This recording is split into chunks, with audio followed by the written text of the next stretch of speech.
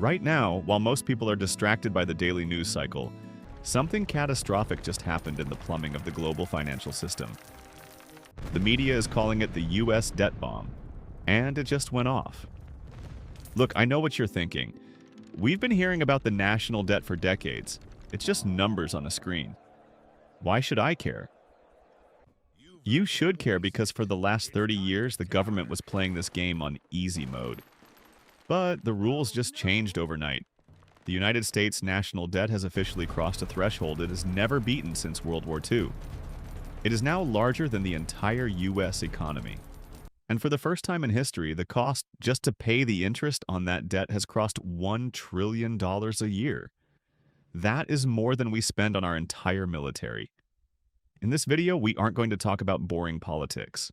We are going to look at the cold, hard math of why this exploded right now, how it's about to fundamentally shift the American way of life, and the exact domino effect that is already triggering a hidden tax on everything you buy. To understand how we got here, you have to realize that this wasn't an accident. It's a perfect storm driven by three massive triggers. First, the feedback loop. When the government runs out of money, it borrows by issuing bonds. For years, interest rates were near zero, so borrowing was cheap. But to fight inflation, the Federal Reserve jacked up interest rates. Now, as old, cheap debt matures, the government has to replace it with new debt at double or triple the interest rate. It's like transferring your credit card balance to a card with a vastly higher APR. Second, add fuel to the fire, literally. The ongoing conflict involving US and Iranian forces has completely destabilized the Strait of Hormuz, a choke point for a fifth of the world's oil. This energy shock is driving oil prices up. When energy spikes, inflation spikes. And when inflation spikes, interest rates have to stay high. The government can't catch a break. But here is the third trigger, and this is the one that should terrify you. Who actually buys all this US debt?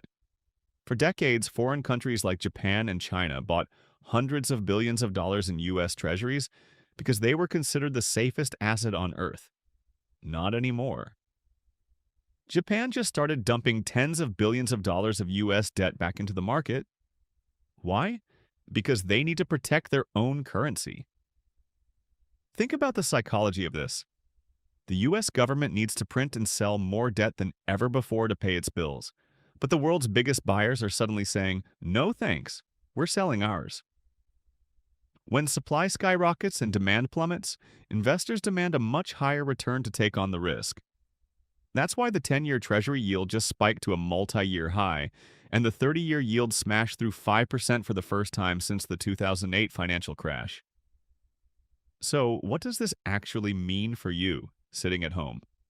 This isn't just a Washington problem. This is a your wallet problem. Let's start with housing.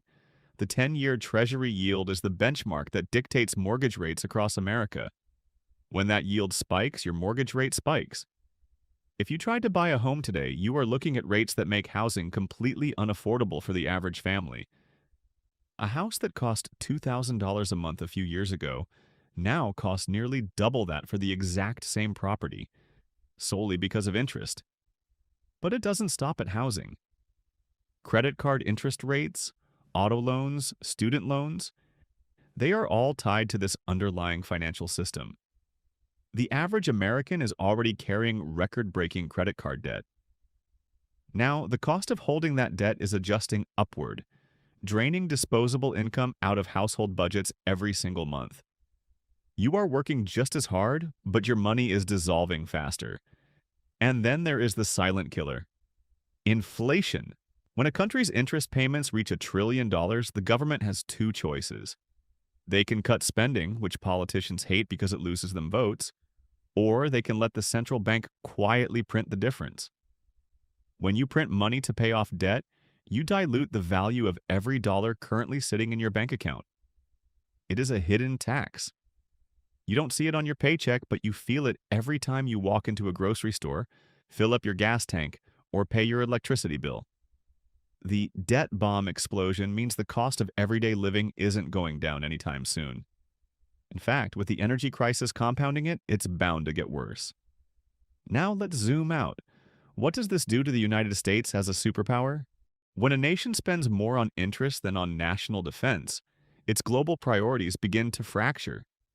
Every dollar that goes to paying back wealthy bondholders and foreign central banks is a dollar that cannot be spent on repairing failing American bridges, upgrading the power grid, funding medical research, or supporting national security. Furthermore, the new leadership at the Federal Reserve is shifting. Incoming Fed Chair Kevin Warsh has made it clear that he opposes the old way of doing things. He doesn't want the Fed to keep buying up government debt to bail out Congress. Without the Fed acting as the buyer of last resort, the U.S. government is being forced to face the harsh reality of the free market. The country is losing its economic immunity shield. This is where the story takes a global turn. If the U.S. were the only country in trouble, capital might flee to safety elsewhere. But the U.S. dollar is the global reserve currency. When the U.S. debt market panics, the world panics. Bond yields in the United Kingdom and Japan are simultaneously surging to historic highs. Why? Because global investors are realizing that the entire Western world built its modern prosperity on a mountain of cheap debt that can no longer be sustained. This creates a massive drag on the stock market. Why would a massive investment fund take a risk on a tech stock or a new startup when they can buy a guaranteed U.S. government bond that pays them over 5%? They wouldn't. Money is fleeing risky investments and moving into defensive positions. This stalls corporate growth, halts innovation, and leads directly to corporate layoffs. The debt bomb has exploded and the shockwaves are coming for your finances. But panicking changes nothing. Preparing changes everything.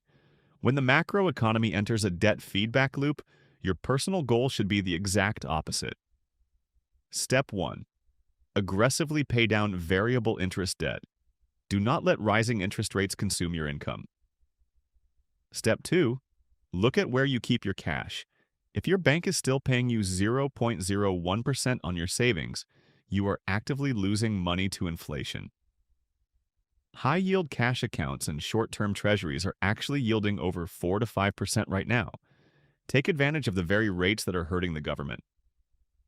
Step 3. Tangible assets. In times of fiscal instability, history shows that hard assets, like real estate, energy commodities, and scarce digital assets, hold their value far better than fiat currency. The economic landscape has shifted permanently. The people who survive this next decade are the ones who understand the math, accept reality, and adjust their strategy before everyone else. If you found this breakdown helpful, hit the subscribe button, leave a comment below with how you're preparing, and share this with someone who needs to see the real data. Stay vigilant, and I'll see you in the next video.